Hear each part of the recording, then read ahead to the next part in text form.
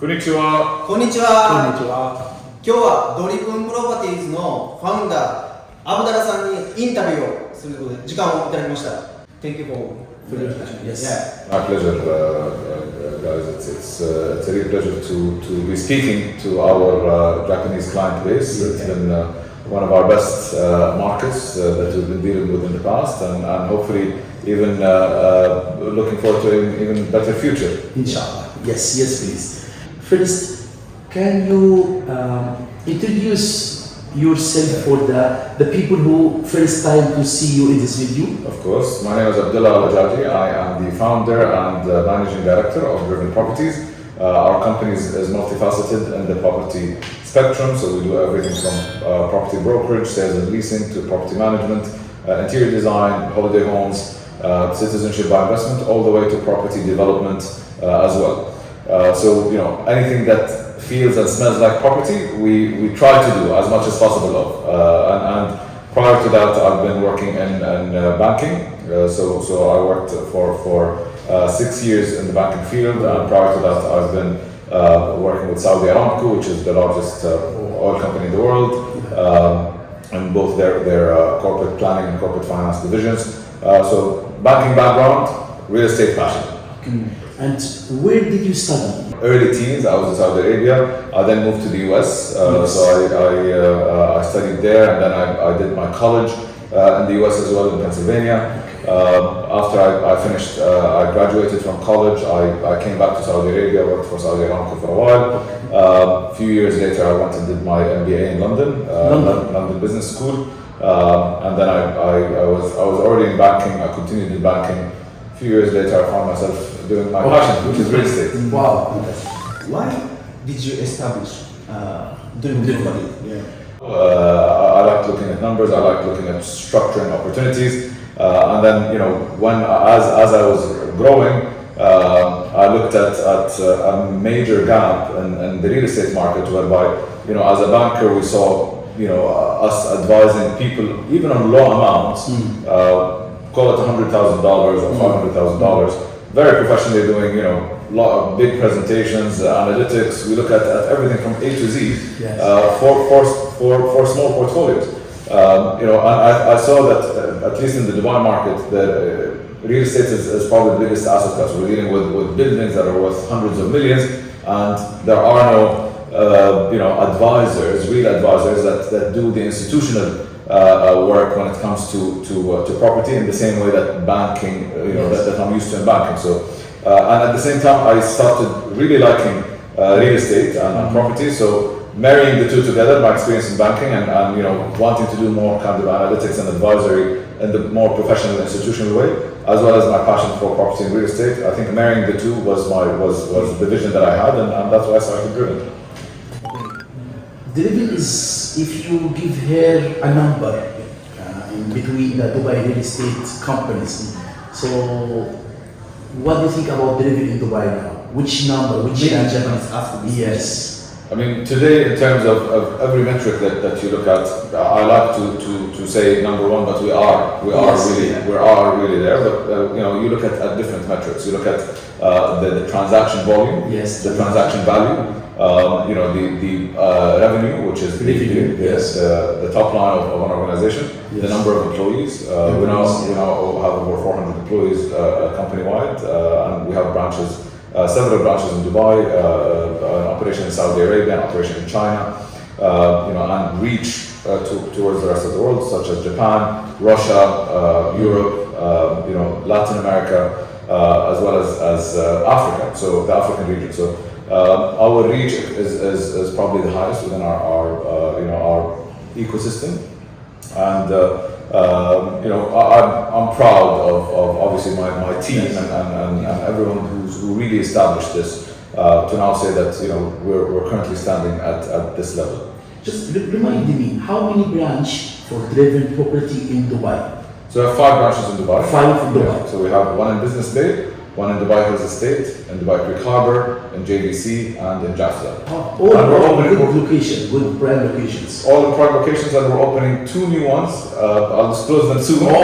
And Two very prime locations. Where? I'll tell you later.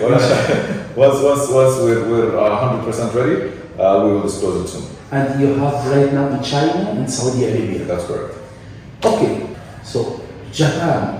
Have you been to Japan? Japan is my favorite country in the world. You know, Thank you so now you struck a soft spot. You know, I love Japanese people. The food is my favorite food. So from sushi to yakiniku to kushiyaki, you know, to tempura to ramen, you know, everything that's Japanese I love. You know, and you know anything that opens up in Dubai that's you know, whether it's a Japanese cuisine or you know a shabu shabu or anything like that, I'm always the first to try this place because I'm in love with this cuisine. I'm in love with the people. I love how organized and structured the city is. You know, I'm a frequent visitor to Tokyo. I go there a lot. I know all its areas. You know, I can, if you let me walk in Tokyo, I know exactly where to go, when to go to where, and you know, in no time I'll be an expert in other places in Japan as well. Recently, we have many inquiry from Japanese small investors, Japanese tenants want to move into Dubai, and also Japanese real estate company. Yeah, we have many inquiry about Dubai real estate. That's why we got this chance to make interview with you. I want to tell them about how is the real estate market right now. So Dubai is now living its best moments when it comes to real estate. Okay. Post-COVID, you know, let's say Dubai benefited greatly from what we call pandemic tourism, right? Wow. Because after 2020, like right around March or April, Dubai only had 3 weeks of lockdown. 3 weeks lockdown. 3 weeks of Japan lockdown. was very long, by the way. I think Japan and China, and then it's locked down 3 years later. So that was 3 weeks versus 3 years.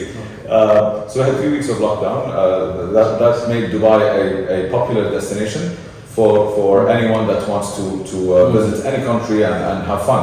And that made Dubai on the map. So people who used to you know, go, for example, around December to ski in places like Courchevel or Stade in Europe, these places were locked. Were not available. And the affluent people, the ultra high net worth individuals, that's where they go. That's where they spend their winters. In December 2020, Dubai was the only open country. So a lot of these people explored Dubai for the first time. And when they explored Dubai, they realized, okay, you know what? Why didn't we know about this place, you know, years ago? Now they started to buy their assets here. They started to establish business, and many of them even elected to move permanently, to relocate into Dubai. So even their children now go to school in Dubai. So once you come to Dubai, you understand it, you feel it, you live it. Then you get the value. I think anyone that lives in Dubai now can proudly say this. Confuse them for the transaction. You see the many people buying, selling, or take long time to buy property or sell. How does transaction? I mean, we're trading over $1 billion dirhams in transactions a day now. So A day, per day. $1 billion dirham. This is today. I mean, in today's market, because the liquidity is very, very high in the Dubai market, we're trading on average almost $1 billion per day. That's almost $300 million per day in property. $300 million every day. Every day. So that's quite significant for properties in Dubai. Dubai is relatively a small place. It's a small city, but it's very well populated. So Dubai now has about 3.5 million people, but their population, people who actually work here, it's almost 5.5 million people. So a lot of people that live in Northern Emirates and Abu Dhabi, they migrate, they come into Dubai for the working day, and then they go back to their Emirates later on in the day. So yeah, transactions are very heavy. The market is very strong. The market hasn't been stronger than this ever, both in terms of transaction volumes, values, and price growth as well. So we're really living, you know, Dubai's best days now. I want you to tell us what is the benefit of investing in Dubai real estate, especially for Japanese customer who is watching us now. I mean, the great question. We've seen a plethora of foreign buyers recently from all over the world, and we've seen, you know, world events, economic events happen that were really deteriorating for many countries, but while Dubai was flourishing. So, you know, the US dollar has strengthened massively compared to any other currencies. Yes. You know, I remember the days where you needed 90 yen to buy $1. $1 was 19. Yeah, I remember the days. Yes. I remember, it wasn't so long ago. Today you need 145 yen to buy $1. You know, so He's a banker. so it's a vast difference. You know, the euro is now lower than the dollar. So a lot of Europeans are worried about their own currency. They want US dollar exposure because it's the safest. You know, the dollar has always been the currency of the world. You know, the US economy is, you know, kind of the police of the world when it comes to both the economy or otherwise. So US dollar exposure is very important. Dubai is completely tax-free, so you're not taxed. Tax-free. So you're not taxed on your income here. You're not taxed on your property. There's no inheritance tax of any sort. So you know they're very important tax considerations where Dubai property becomes very important. Safety and security. Dubai is one of the most secure places in the world. So you know, I keep my key and the car sometimes when I enter a mall. Yeah. You know, and I'm very comfortable that it will never get stolen. Yeah. You know, it's always been ranked as one of the world's safest cities. You know, the property yields in Dubai are far higher than any of their counterparts. So if you compare prime Dubai, which pays you closer to 6% in rental yield, you know, other countries around the world pay like Singapore or China or even in areas in prime areas of Japan, we're looking at 2.5%. That's even lower than interest rates today, you know, because interest rates have been going up in a big way. So you need to beat inflation. Dubai has always beaten inflation, you know, because the property yields the rental yields are quite high. The other consideration is that property supply in general in Dubai, because it's such a small city, you know, there's very little downside because your price per square foot is already quite low. So again, compared to the rest of the world, you know, today I can buy prime Dubai at 2,000 per square foot, 2,000 dirhams per square foot. That compares to, for example, in London, 2,000 pounds per square foot. You know, and that's not even prime London. That's, you know, kind of mid-scale London. And that's the same for places like Hong Kong and so when we did our analysis about 2 months ago in July, we looked at Hong Kong as a comparable, Hong Kong and Singapore as comparable markets because they're business hubs, trading hubs, and you know, similar population mix. So we looked at downtown Hong Kong Island and the prices there. Hong Kong versus downtown Dubai, the Burj Khalifa area. And you know, you have, let's say, $5 million to spend. $5 million US. $5 million US to spend. So that $5 million US that you spend in downtown Dubai can buy you 6 more properties in terms of size. So let's say you can buy 10,000 square feet in Hong Kong. You can buy 60,000 square feet in Dubai. 6 times bigger. 6 times bigger. Or 6 more units of the same size and type and so on. So let's say if like for like, you have 1 bedroom apartments and each one is 1,000 square feet in Hong Kong, you can buy 6 times of that in downtown Dubai. So like for like, it's still quite cheap from an absolute value perspective as well. At the same time, I'd like to ask, what's the negative point of investment in Dubai? I mean, yeah, of course. There's always the pros and cons of investment. You know, Dubai is in the past has been associated with being Middle East, and Middle East is looked at generally as, you know, less stable. However, you know, Dubai has established itself now actually as a safe haven in the Middle East. So back in the day when the Arab Spring happened, all the Arabs of the Middle East moved to Dubai because it's a safe place in Dubai. Look at what's happening now with Russia and Ukraine. You know, all the Russians and Ukrainians are actually moving to Dubai. So you know, it's ironic that, you know, Dubai is actually Middle East, and Middle East is associated with high risk and geopolitical tension and so on. But Dubai continues to attract people for safety and security. The other thing about Dubai is because the city, you know, is growing and it's still young, very much young.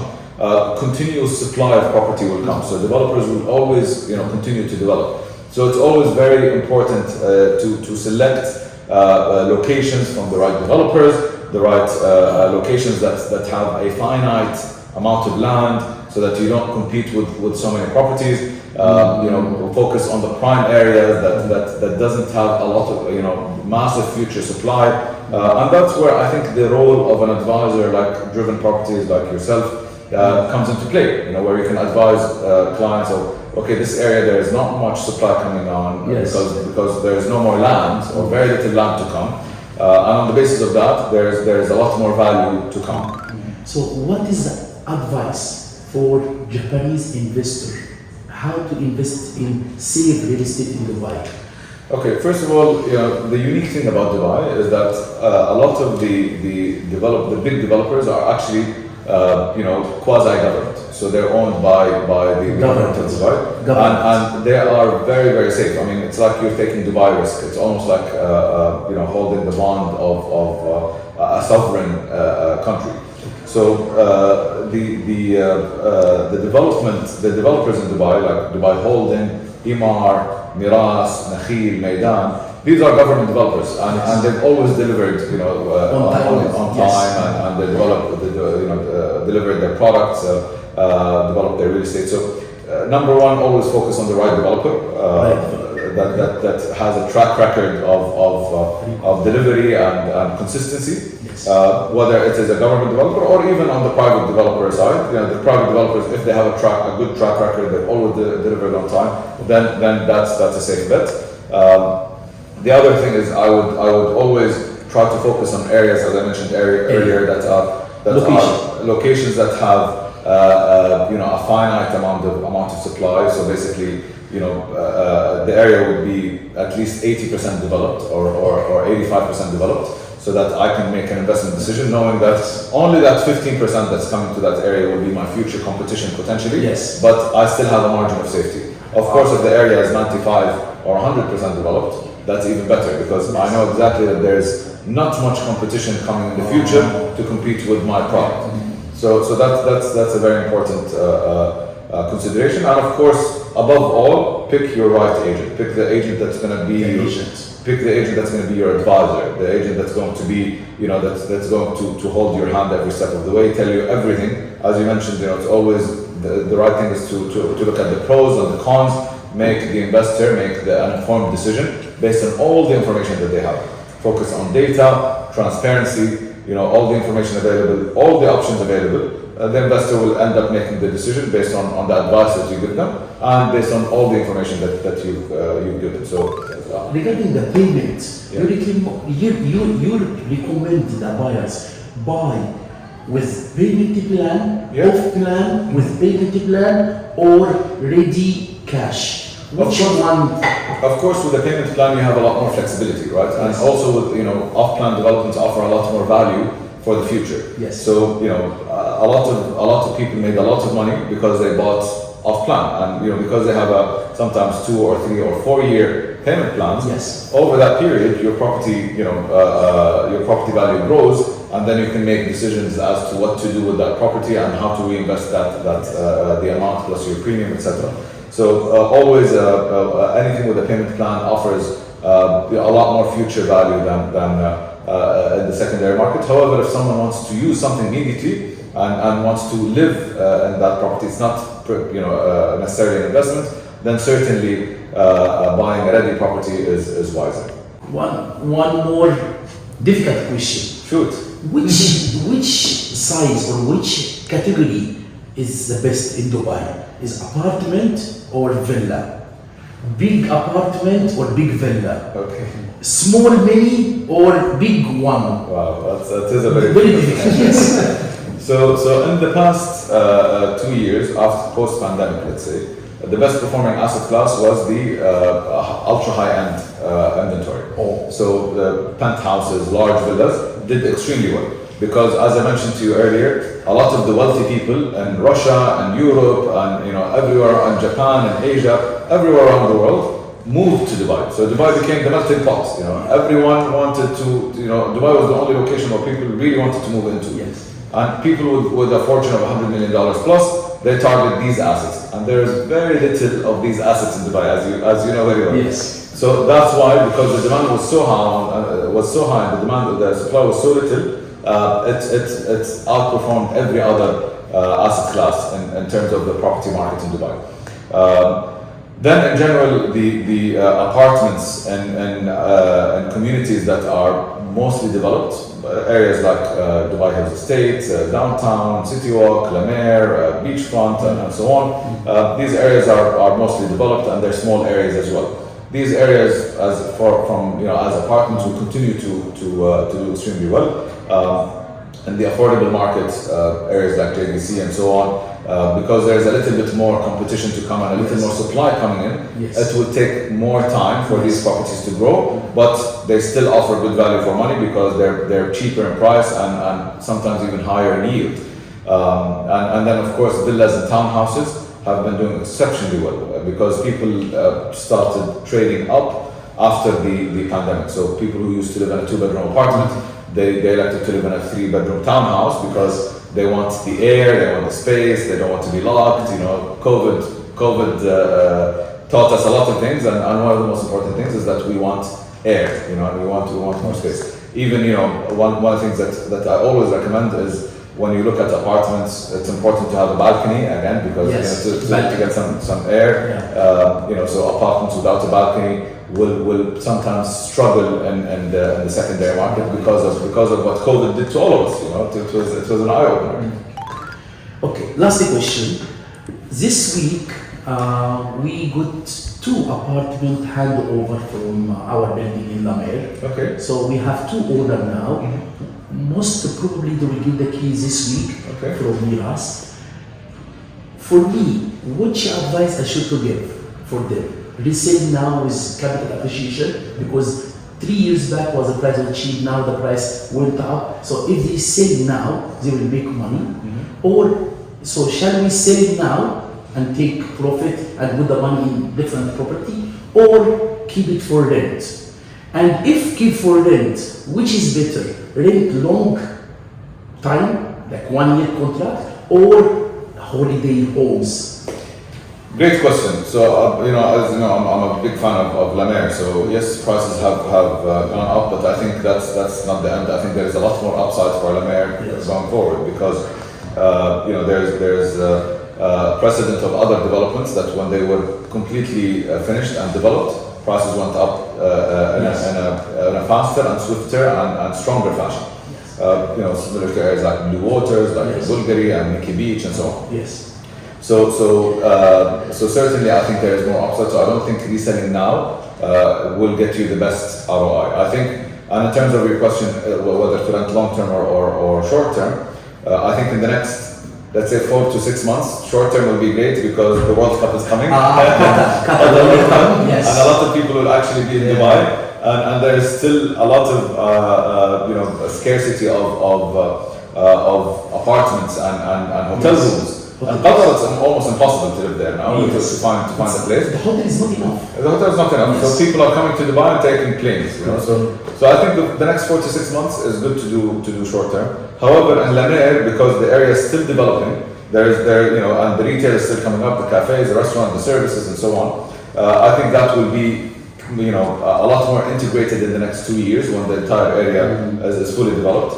So after the 4 to 6 months, which is the World Cup time, I would say after that's gone, then rent it for 1 year on a long-term basis. That the area would then be developed, all the shops would be open and so on, and then after that go for short-term because once the area is integrated and all of the shops are open and there's nice walkways and so on, and the beach and the hotel would hopefully start becoming a project. On that basis, then you would do, I think short term becomes a good option. So I think it's phases, and I think even by that point prices would have gone up a lot.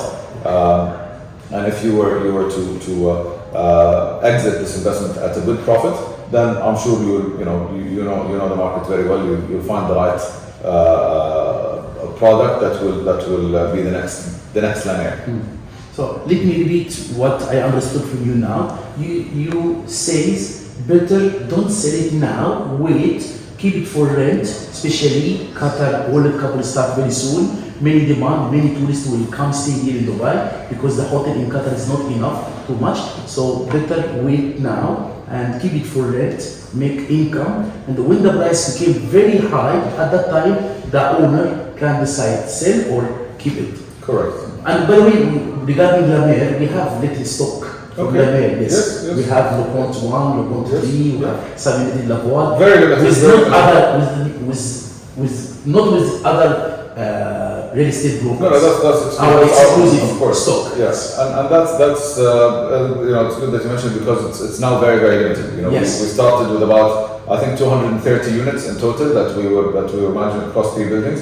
I think now we have less than 20 in total. 20 units we have. Yeah. We still have 20 units. Yeah. If Across all anyone three needs La Mer, we have. It's Yes. more than 95% sold. So, and some of the stock, because we got recent exposure to one of the buildings, Okay. some of the stock is actually premium stock, the 3 and 4 bedroom front facing apartments. These offer really good value for money moving forward. You know what's happened today? Both we went to Mira's sales office to show one customer La Mer model, Yes. La Mer mock-up. We didn't They find removed it. They removed it, yeah. So Sold out. but still we have. So Mira's does it now? Oh, We yeah, have some. exactly. Yeah, I'm so happy. I'm so Which happy. which is a good position to be in. Yeah. And also sold out completely, and yeah, we're also very happy about it. The last question. How many units? This is the third last. I'm so sorry. I'm enjoying it too. How many units Driven is managing now? So we have 6,000 units under management. 6,000 units 6,000 under units Driven under management. Driven management. So a value of about 13 billion. 13 billion dirham. Dirhams, correct. So that's about 3.5 billion US dollars of value. 3.5 billion US dollar. Correct. Yeah. So this is the size of the portfolio that Driven Properties is managing today. Wow. And that's of course a combination of units for rent, units for sale, and our property management portfolio as well. And also we developing now. Yeah, we have, Actually, of course, so we launched our development in Jumeirah Bay, Senior, which was a Jumeirah Bay. where the Bulgari, Next to Bulgari. correct, yes. Bulgari Hotel. Yeah, so 1.4 billion worth of villas were sold. They were So, sold out. it's belong to Driven. That's correct. Yes. It's Lamar Development, which is Lamar our is sister company. sister company of Driven. That's right. Lamar. So 1.4 billion worth of villas were sold out last April. We're coming up. Last April. Yeah, and we're coming up with 2 new projects on the Dubai Water Canal as well. And hopefully we'll reveal something very, very interesting and attractive very soon. May I know the name of the new project? Well, one you can know, which is Senior Residences, because Senior Residences. because our project that we sold out in Jumeirah Bay was the Senior Villas. Okay. Now these are Senior Residences, which are penthouses basically, on the Dubai Water Canal, on Jumeirah Beach Road, opposite the Four Seasons. So that's something for you. That's a teaser for you to know. The other project is located on Safa Park, also by the Jumeirah Water Canal, and that will be a much larger project. We will reveal more information very, very soon. May I know how much senior penthouses? How Average one. So prices will probably start at around 18 million, so 5 million US dollars. 5 million US dollar. Yes. Wow. 18 million dirham. Yeah. What I think, how long this uptrend market continue? Look, this is something that's only someone with a crystal ball can say, right? But I think there is a lot more reason to be optimistic about the market than reasons to be pessimistic about the market. As I said, the yields are higher than the world average. The prices in general, even today with the increase in prices, are significantly lower than the rest of the world. Dubai has become, the new Switzerland now for the rest of the world. So I really think there's a lot more upside that's coming than downside. As I said, the market volatility, the ups and downs, nobody knows, when it happens and how it happens. But if you have a long-term view, this place is where I'm putting most of my money. So that's I think the best endorsement I can give. When your next time, when the next trip for Japan? Today I was reading in the news that from I think the 7th of October, Yes. you can go and without a COVID test, and they'll start opening visas. So I'm going to apply for my visa in the next week. Hopefully November, December, I'd love to be there. Yes. So we'll do like road show in Japan, Tokyo, for any investor who interested to buy real estate in Dubai, or even he want to ask about real estate, we can meet in Tokyo, as we did 3 years back. Yes. We'll do again Tokyo seminar, Dubai real estate in Tokyo. We are happy to answer any question. We give them the advice. We can help them anything for free. We don't need anything. It's a seminar. Yes, seminar. Yes. We're Yes. more than happy to. Always a reason to go to Japan. Yes. As long as I can go to Japan and have Japanese food, I'm very happy. Yeah, もしかしたら11月、12月にみんなで日本に行くかもしれません。はい、セミナーをやるかもしれませんので、よろしくお願いします。ありがとうございます。ありがとうございました。今日は、はい、Thank you so much. Thank you so much. ありがとうございます。